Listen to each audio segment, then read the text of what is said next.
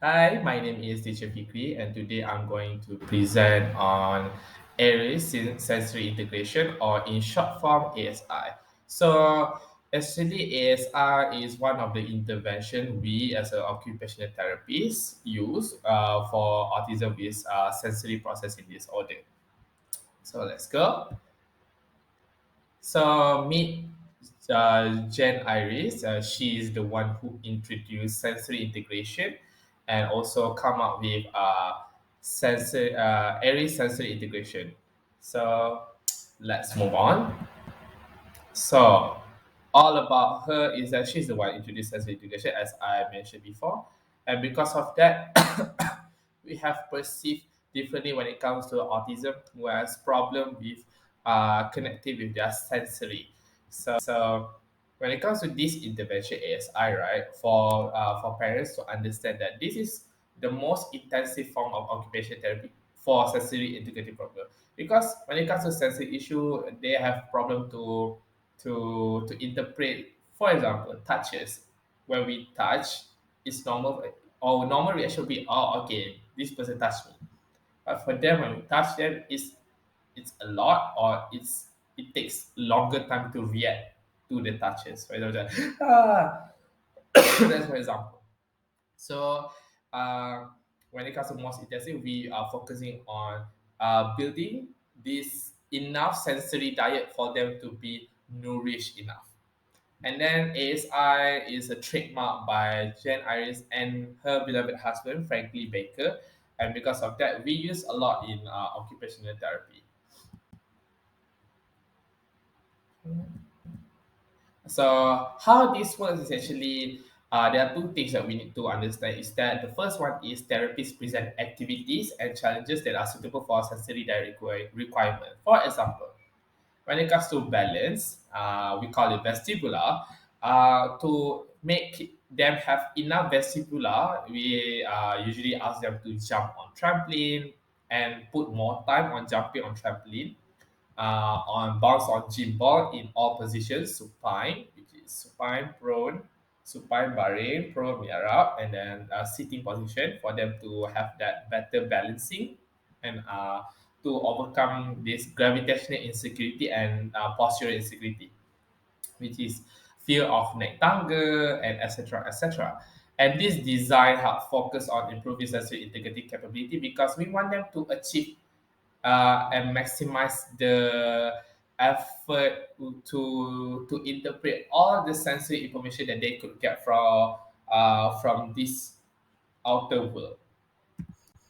And how does this influence by Aries to come up with ASI is that it goes back to the basic biology or neurobiology literature, where she understands that it maybe come from CNS, which is central nervous system, where the nervous system has this plasticity characteristic, meaning that it can be mending, it can be shapen.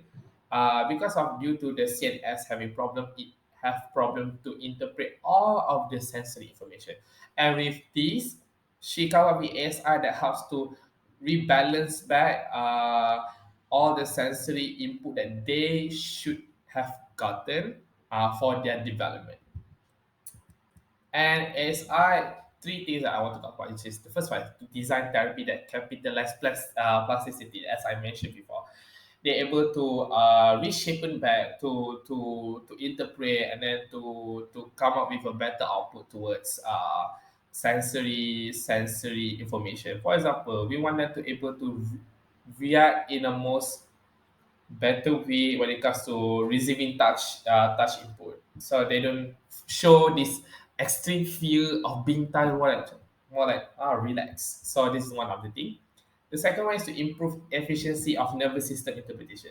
Let's be honest that autism with sensory processing disorder or sensory integrative problem have one thing in common. Their sympathetic nervous system is that parasympathetic nervous system is that when they receive sensory input, the first thing that nervous system did was fight or flight situation. When because to them the sensory is very foreign, very uh, uncommon to them. So for them to react is to fight or flight, or to fight back, or to flight to run away from it. So this is how we can help. This intervention helps to rebalance back on to improve efficiency of how nervous system can actually interpret the sensory. And last but not least, apply on individual basis, because not all would receive the same intervention style, because it's not really a structured ASI. More like it has to be two things that they are focused on, which is structure and also child's freedom to adapt to the activity. For example, we want them to okay, let's say they want to play gym ball. So how can we use gym ball to as an intervention ASI? See, this is an example. We want them to achieve enough vestibular diet, but at the same time, we want them to be free, which is to choose gym ball. They choose the gym ball, and we come up with anything that requires sensory diet input, vestibular, proprio pressure, and also tactile touches. So this is the most interesting thing about intervention of ASI is that we want them to always get enough sensory diet to be able to develop further and to be able to have skills that is important to survive in this world. For example, when this diet is enough, gross motor can be shaped to have skills, and because of that, we can focus on fine motor, on finger manipulation and hand skills, and then able to do the daily routine like open the door, uh, self help, wash hands, and etc. etc. So that's all from me. Thank you.